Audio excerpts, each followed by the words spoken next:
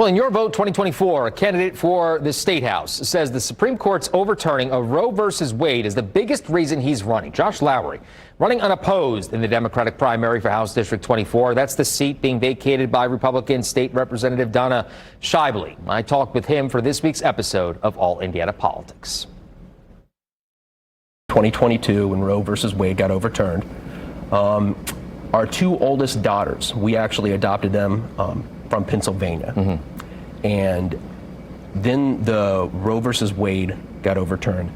And I just remember sitting there thinking, we brought them from a state where they had more rights to a state where they had less rights.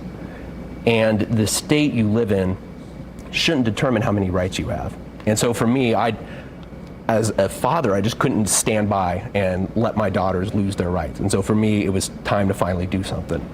And that's originally, I got caucused in 2022, meaning I think it was July when I started, but we worked our tails off. And the thing that I kept hearing when I was knocking all these doors, I was like, people are with us. There's something being lost from the talking to them to the ballot box. But I know more people believe that our kids should have the same rights that their parents did. Right.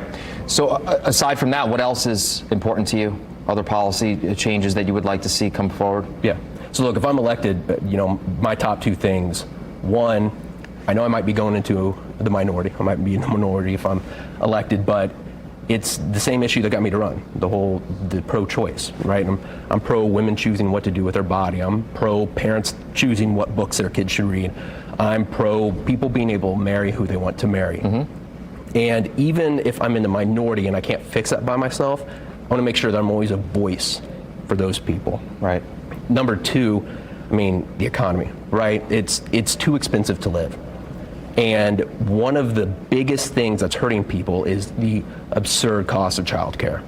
When my youngest daughter finally got into elementary school. Oh, I know, man. Felt like I got an extra paycheck. 100%, you know what I mean? Yes. And it's a double-edged sword of when childcare is so expensive, you're forcing people to choose between their career and their child.